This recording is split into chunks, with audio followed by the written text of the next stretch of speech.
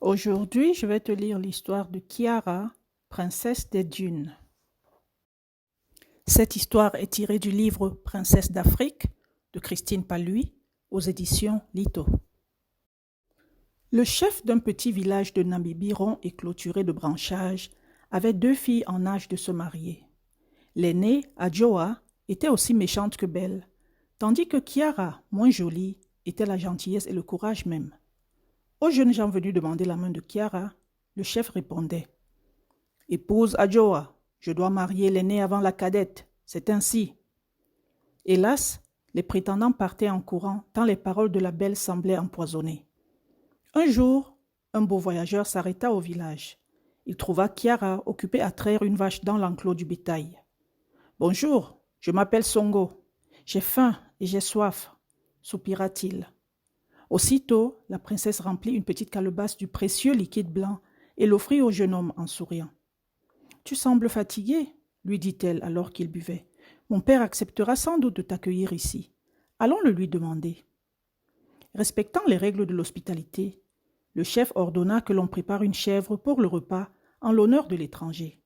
Il proposa à Songo de rester plusieurs jours, puis ils s'installèrent pour discuter à l'ombre de la case des palabres. « Voilà 3 mois que j'ai quitté le royaume de mon père, » expliqua le jeune prince. « Je cherche une épouse aussi belle et courageuse qu'une fleur du désert. »« Ma fille Adjoa pourrait être de celle-là, » souffla le vieux en allumant sa pipe en terre. Hélas, c'est en vain qu'une fois de plus, il tenta de marier sa fille aînée. « Adjoa est brillante comme le diamant, mais aussi coupante que lui, » dit Songo après quelques jours. « À mes yeux, Kiara est bien plus jolie, et nous sommes amoureux. » Cachée non loin de là, Adjoa sentit la rage lui brûler la gorge. Elle courut voir Kiara. « Peux-tu venir avec moi ?» lui dit-elle d'une voix mielleuse. « Je connais un endroit où la pierre qui nous rend belle est plus rouge qu'ailleurs. » Kiara ne se douta pas des mauvaises intentions de sa sœur. « Volontiers, » lui répondit-elle. « On l'écrasera et on la mélangera à de la graisse pour enduire notre peau et nos cheveux de cette crème. Ainsi, nous serons d'une jolie couleur cuivrée de la tête aux pieds. » Après 2 heures de marche, les sœurs atteignirent des dunes de sable orange. Elles firent une halte pour boire. « Attends ici, » ordonna Adjoa. « Je vais remplir ma gourde. » Kiara patienta des heures sous le soleil, mais Adjoa ne revint pas. « Ma sœur m'a abandonnée, » gémit-elle lorsque la nuit tomba. « Je suis perdue. » En effet, Adjoa était rentrée au village sans même avoir puisé d'eau. « Père, mère, c'est affreux, ma cadette s'est égarée, » se lamenta-t-elle en arrivant. « Dans le désert de pierre, je marchais devant, elle derrière, et lorsque je me suis retournée, elle n'était plus là. » Durant 2 longues journées, le village entier rechercha Kiara, mais elle demeura introuvable. On pleura sa mort. Enfin débarrassée de sa sœur, Adjoa crut qu'elle allait épouser Songo, mais il refusa. Ce soir-là, souriant malgré sa fureur, la méchante demanda au beau prince un de ses bijoux. « Puisque tu pars demain, je conserverai ce collier en souvenir de toi, » lui dit-elle.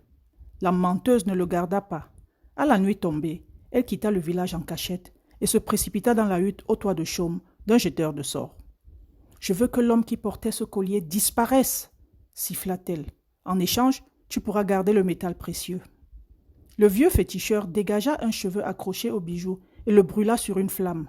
« Celui à qui appartient ce cheveu partira lui aussi en fumée, » murmura-t-il en exécutant des gestes mystérieux. Le jeteur de sorts se tourna vers la méchante fille. « À présent, » ordonna-t-il, « rentre au village et surtout ne dis rien à personne. » Le lendemain matin, Songo s'apprêtait à saluer ses hôtes quand il s'évapora en un nuage de vapeur. Un bel arc-en-ciel apparut quelques instants avant de s'éloigner. Les villageois abasourdis prirent leur hôte pour un sorcier. Au même moment, dans le désert, un arbre-bouteille réveillait Kiara.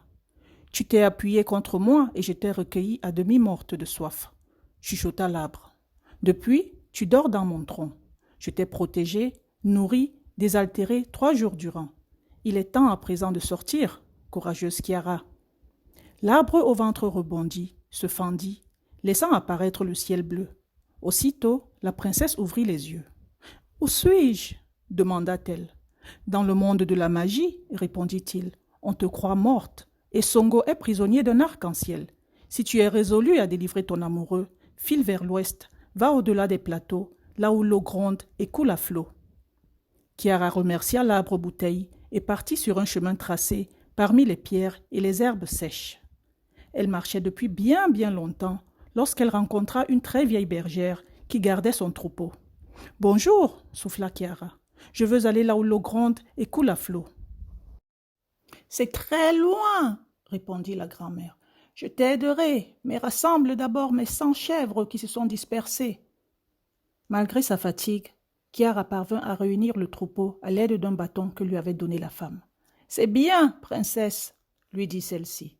Bois du lait de la plus petite de mes biques et ferme les yeux en tenant ton bâton. Tu ne les ouvriras que lorsque tu entendras un oiseau. » La princesse but au pied de la chèvre, ferma les paupières et s'endormit. Des cris enrouaient la réveillèrent. Une autruche au plumage noir luisant la regardait avec curiosité. Autour d'elle, une immense prairie était tachée à l'infini de grands espaces dépourvus d'herbe. « Ce sont des cercles de fées, lui dit l'oiseau géant.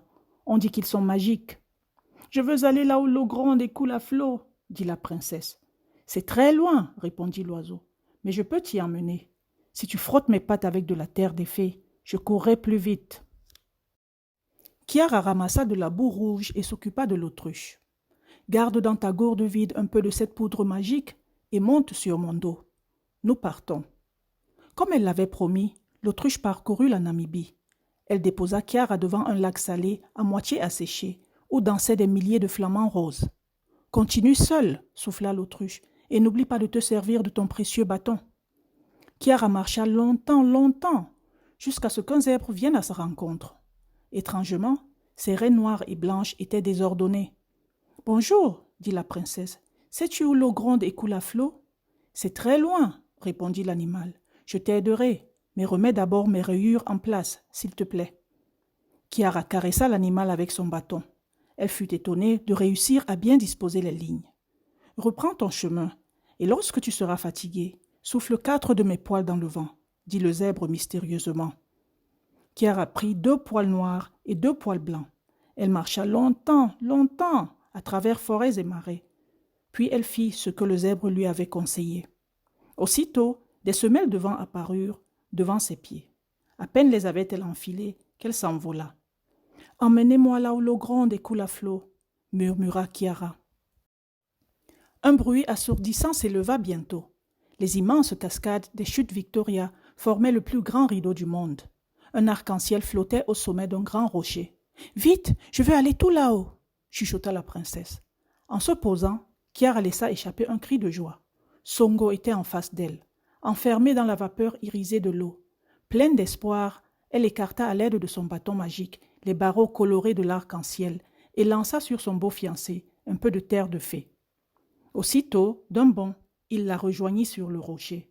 Songo, enfin libéré, serra Chiara dans ses bras. Ensemble, ils voyagèrent très longtemps, enlacés dans le vent. Quelques jours plus tard, ils se posèrent dans le petit village rond. En les voyant arriver, la méchante Adjoa s'enfuit pour toujours, croyant que le prince ensorcelé revenait se venger. Le chef fut tellement heureux de revoir sa cadette qu'il lui permit de se marier aussitôt.